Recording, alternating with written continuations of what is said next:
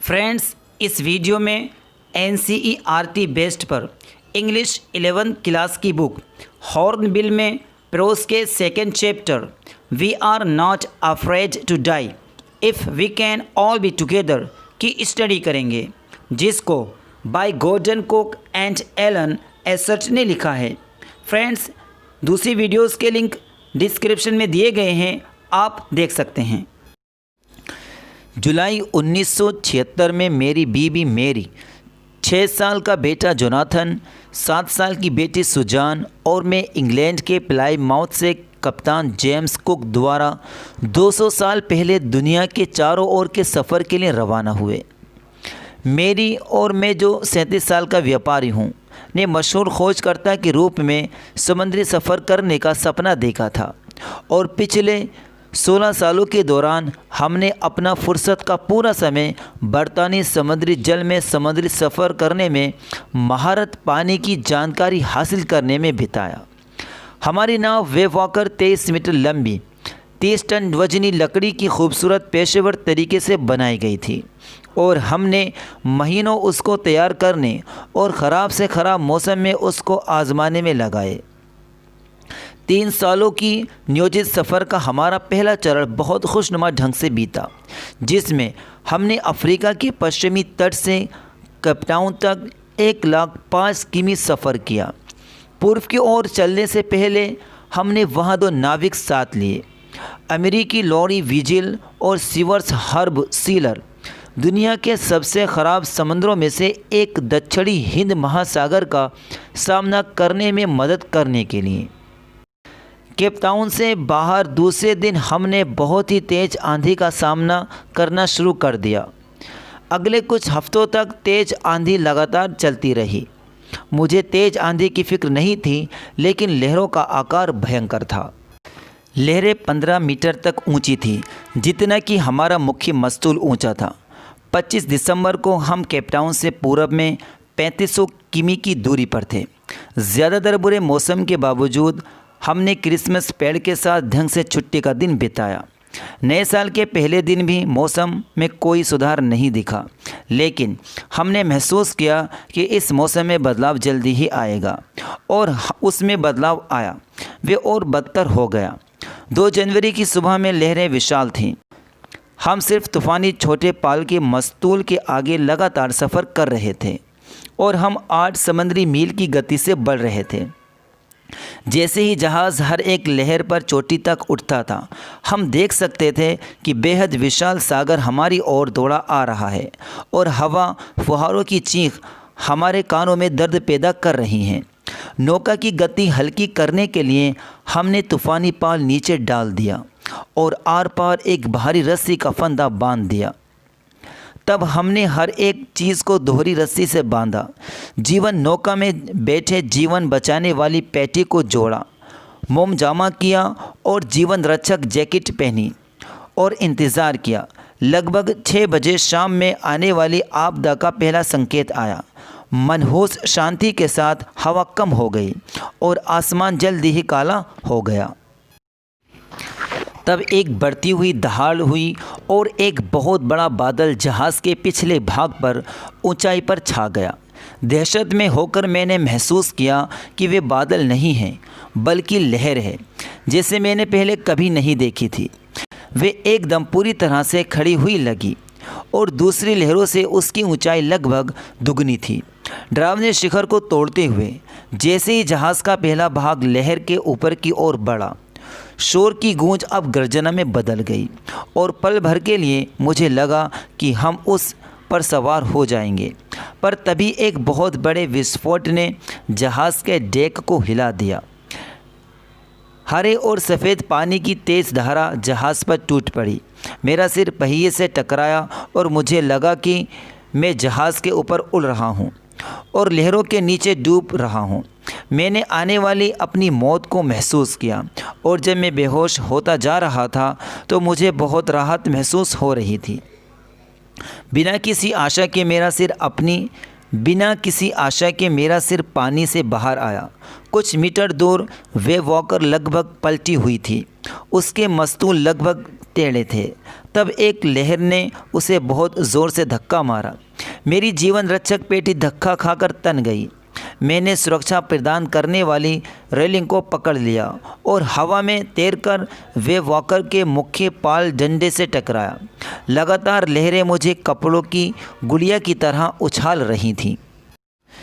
मेरी बाईं ओर की पसलियाँ चटकीं। मेरा मुंह खून और टूटे हुए दांतों से भर गया।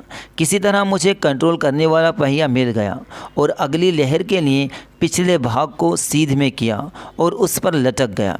सब जगह पानी ही पानी था। मैं महसूस कर रहा था कि जहाज़ के नीचे पानी है, पर इसका पता करने के लिए मैंने पहिए को नहीं छोड़ा। अचानक सामने का छोटा द्वार खुला और मेरी दिखी। वे चिल्लाई, हम डूब रहे हैं। डेक अचानक चकनाचूर हो गए हैं। हम पूरी तरह पानी में हैं। जैसे ही मैं छोटे द्वार की ओर तेज़ी से गया, मैं चिल्लाया, पहियों को पकड़ो। लॉरी और हर्ब पागल आदमियों की तरह पानी निकाल रहे थे। टूटी हुई लकड़ियाँ अजीबोगरीब तरीके से लचकी हुई थीं। सारी स्टार बोट अंदर की ओर फूल गई। कपड़े, क्रॉकरी, चार्ट्स, टीन और खिलौने गहरे पानी में डूब गए थे। मैं आधी दूरी तक तैरा और बच्चों के केबिन में आधी दूर तक रेंगा। मैंने पूछा, क्या तुम बिल्कुल ठीक हो? सोने की ऊपरी शायका से उन्होंने उत्तर दिया, हाँ, पर मेरे सिर में थोड़ी चोट लग गई है। अपनी आँख के ऊपर बने घुमड़े की ओर इशारा करते हुए सू ने कहा। सिर के घुमड़े की फिक्र करने के लिए मेरे पास समय नहीं था। हथौड़ा, पेंच और बनवास मिलने के बाद मैंने डेक पर जाने के लिए दोबारा कोशिश की।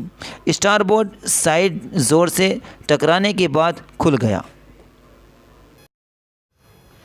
हमें हर एक लहर से पानी मिल रहा था जो हमारे ऊपर आ रही थी। अगर हम कुछ मरम्मत ना कर सके तो यकीनन हम डूब जाएंगे। किसी तरह मैंने कनवास को फैलाया और सुराखों पर पानी को रोकने वाले कवर लगाए।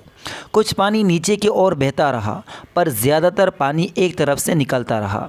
और ज़्यादातर परेशानियां तब पैदा हुईं जब हमारे हैंडपम्प केबिन के चारों ओर बहने वाले मलबे से बंद होने शुरू हुए और बिजली का पंप शॉर्ट सर्किट का शिकार हो गया।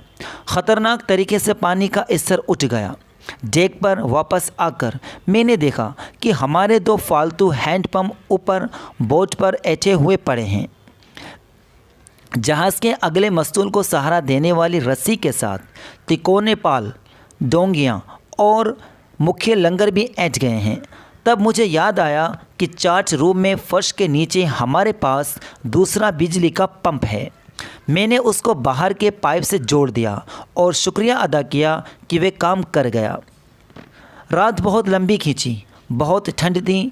पानी निकालने, जहाज़ को चलाने और रेडियो का काम करता रहना जारी रहा। मदद का संदेश प्रसारित करने के बावजूद दूसरे जहाज़ों से हमें कोई जवाब नहीं मिला। दुनिया के इस दूर स्थित कोने में ये कोई हैरत की बात नहीं थी। सू का सिर भयंकर तरह से सूज गया था। उसकी दोनों आंखें काली और बड़ी हो गई थीं और अब उसने हमें दिखाया कि उसकी बाह पर गहरा कटाव हो गया है। जब मैंने उससे पूछा कि तुमने पहले अपनी चोटों के बारे में क्यों नहीं बताया, तो उसने जवाब दिया, मैं आपको चिंतित नहीं करना चाहती थी। जब आप हम सब को बचाने की कोशिश कर रहे थे, 3 जनवरी की सुबह तक पंपों ने पानी के स्तर को काफ़ी काबू में कर लिया था और बारी बारी हम 2-2 घंटे आराम कर सकते थे। लेकिन पानी के नीचे कहीं बहुत बड़ी लीक अब भी थी और जांचने पर मैंने देखा कि सभी नावों के मुख्य मुड़े हुए ढांचे नीचे पैंदे तक चकनाचूर हो गए थे। वास्तव में अलमारियों के कुछ खानों के सिवाय जहाज़ के मुख्य भाग के स्टार्ट बोर्ड के सारे सेक्शन को कोई चीज़ थामे हुए नहीं थी। लहरों की चोट के बाद भी हम 15 घंटे से जीवित थे, पर वे वॉकर पर्याप्त समय तक हम सबको इकट्ठा नहीं रख सकेगी जिससे कि हम ऑस्ट्रेलिया पहुंच जाएं। मैंने अपने चार्ट चेक किए और आकलन किया कि पूरब की ओर कुछ 100 किलोमीटर की दूरी पर 2 छोटे द्वीप हैं। उनमें से एक इल एम्स्टर्डम फ्रांसीसी वैज्ञानिक प्रयोगों के बेस रूम था। हमारी उम्मीद सिर्फ यही थी कि हम विशाल महासागर में इन छोटे छोटे उभारों पर पहुंच जाएं। पर जब तक हवा और समंदर शांत नहीं हो जाते और हम जहाज़ नहीं चला सकते, वास्तव में हमारे अवसर कम रहेंगे। विशाल लहरों ने साथ वाले हमारे इंजन को बेकार कर दिया था। 4 जनवरी को 36 घंटे लगातार पानी बाहर निकालने पर पानी नीचे तक पहुंच गया था। जो पानी अंदर आ रहा था अब उसकी गति के हिसाब से काम कर सकते थे। हम मुख्य मस्तूल पर पाल नहीं लगा सकते थे। जहाज़ के मस्तूल को सहारा देने वाली और पालों को काबू करने वाली रस्सियों पर दबाव जहाज़ के मुख्य भाग के क्षतिग्रस्त सेक्शन को सिर्फ खींच सकता था और हमने मस्तूल के आगे तिकोने पाल को फहराया और उस स्थान की ओर चले जहां मेरे विचार से 2 द्वीप स्थित थे। मेरी ने कुछ कॉर्न्ड बीफ और करारे बिस्कुट निकाले और हमने लगभग 2 दिन में पहली बार भोजन किया, मगर हमारी राहत कुछ ही समय के लिए थी। 4 बजे शाम काले बादल हमारे पीछे इकट्ठा होना शुरू हो गए। 1 घंटे के अंदर हवा 40 समुद्री मील की गति से वापस आ गई और समंदर का पानी ऊपर उठने लगा। पूरी रात मौसम बिगड़ता चला गया और 5 जनवरी की सुबह तक हमारी स्थिति फिर दुखी हो गई। जब मैं बच्चों को दिलासा देने के लिए अंदर गया तो जॉन ने पूछा, डैडी क्या हम मरने वाले हैं? मैंने उसको भरोसा दिलाने की कोशिश की कि हम नहीं मरेंगे। उसने अपनी बात जारी रखी, लेकिन डैडी अगर हम सभी आप, मम्मी, सू और मैं इकट्ठा रहें तो हम मरने से डरेंगे नहीं। जवाब देने के लिए मेरे पास शब्द नहीं थे, पर मैं बच्चों को कैबिन में छोड़कर बाहर आया, ये पक्का करके कि मेरे पास जो भी है उसके साथ समंदर से लड़ूंगा। कमज़ोर स्टारबोर्ड साइड की हिफाजत करने के लिए मैंने इरादा किया कि आने वाली लहरों का सामना करने के लिए जहाज़ के मुख्य भाग का जो सेक्शन क्षतिग्रस्त नहीं हुआ है उसे उठाऊं। भारी नायलॉन रस्सी और 32 लीटर पैराफिन के 2 प्लास्टिक बैरल को तात्कालिक समुद्री लंगर के लिए इस्तेमाल करते हुए उस शाम मैं और मेरी एक दूसरे के हाथ पकड़कर साथ बैठे थे और जहाज़ की गति से टूटे हुए तख्तों से पानी ज़्यादातर अंदर आ रहा था। हम दोनों को महसूस हुआ कि हमारा आखिर अब बहुत करीब है, मगर वे वॉकर तूफ़ान को पार कर गया और 6 जनवरी की सुबह तक हवा भी कम हो गई। मैंने सेक्स टेंट पर गणना लेने की कोशिश की। मैं वापस चार्ट रूम में गया। मैंने हवा की गति, मार्ग का बदलाव, विचलन और धारा पर काम किया ताकि मैं अपनी स्थिति पर काम कर सकूं। सबसे अच्छी बात जिसका मैं निश्चय कर सका ये थी कि हम 1,50,000 किमी भीतर महासागर में किसी स्थान पर हैं और 65 किमी चौड़े द्वीप की तलाश कर रहे हैं। जब मैं सोच रहा था उसी समय सू दर्द भरी हालत में चलकर मेरे पास आई। उसके सिर का बायां भाग बहुत सूजा हुआ था और उसकी काली आंखें सिकुड़कर तंग हो गई थीं। उसने मुझे एक कार्ड दिया जो उसने बनाया था। कार्ड में सामने वाले भाग में उसने मेरी और मेरा कार्टून बनाया था और उसके नीचे लिखा था, ये कुछ मजाक करने वाले लोग हैं, क्या उन्होंने आपको हंसाया? मैं तो बहुत हंसी। कार्ड के अंदर एक संदेश था, ओह मैं आप दोनों को कितना प्यार करती हूँ और ये कार्ड आपको धन्यवाद देता है और आओ अच्छे की उम्मीद करें। किसी तरह से हमें ये पूरा करना है। मैंने अपनी गणनाओं की बार बार जांच की। हमारा मुख्य दिशा सूचक खो गया था तथा मैं एक दूसरा यंत्र इस्तेमाल कर रहा था जिसे चुंबकीय परिवर्तन के लिए ठीक नहीं किया गया था। मैंने उसको धीरे धीरे दर्शाया तथा हिंद महासागर के इस भाग में बहने वाली पश्चिमी धाराओं का अनुमान लगाया। लगभग 2 बजे दोपहर के बाद मैं डेक पर पहुंचा और लॉरी को 185 घुमाने के लिए कहा। मैंने उससे विश्वासपूर्वक कहा, जो मैंने महसूस नहीं किया। वे शाम 5 बजे तक द्वीप मिलने की उम्मीद कर सकता था। फिर भारी दिल से मैं नीचे जाकर अपनी शायका में चढ़ गया और हैरत के साथ ऊँघने लगा। जब मैं जागा तो शाम के 5 बजे थे और अंधेरा हो रहा था। मुझे लगा कि हमसे द्वीप छूट गया है तथा जो पाल हमारे पास बचा था उससे हम पश्चिमी पवनों के खिलाफ पीछे नहीं जा सकते थे। उस पल मेरी शायका के पास उलझे हुए बालों में एक सिर दिखाई दिया। क्या मैं आपको गले लगा सकता हूँ? जॉनथन ने पूछा। सू भी ठीक उससे पीछे थी। अब मुझसे गले क्यों मिला जा रहा है? मैंने पूछा। क्योंकि पूरी दुनिया में आप सबसे अच्छे बाप हो और सबसे अच्छे कैप्टन, मेरे बेटे ने जवाब दिया। आज नहीं जॉन, मैं डरा हुआ हूँ। क्यों? तुम्हें ज़रूर खुश होना चाहिए, सू ने भरोसे के साथ कहा। तुम्हें दीप मिल गया क्या? मैं चिल्लाया। वे बाहर वहाँ हमारे सामने हैं, वे एक साथ बोले। युद्ध तोप जितना बड़ा। मैं डेक पर दौड़कर गया तथा आइल आम्स्टरडम के भूदृश्य को पूरी सीमा रेखा के साथ निहारता रहा। ये ज्वालामुखी चट्टान का केवल ठंडा एक खंड था जिस पर बहुत कम वनस्पति उगती थी। ये दुनिया का सबसे खूबसूरत द्वीप था। हमने पूरी रात तट के उस पार लंगर डाले रखा तथा अगले दिन सुबह द्वीप के सभी 28 रहने वाले लोगों ने हमें खुश कर दिया, क्योंकि उन्होंने तट पर पहुंचने में हमारी मदद की। फिर से ज़मीन पर पैर पड़ते ही मैं लोरी और हर्ब के बारे में विचार करने लगा, जो मुश्किल लम्हों में खुश व आशावादी रहे थे और मेरी जो संकट काल में व्हील को धारण किए हुए थी।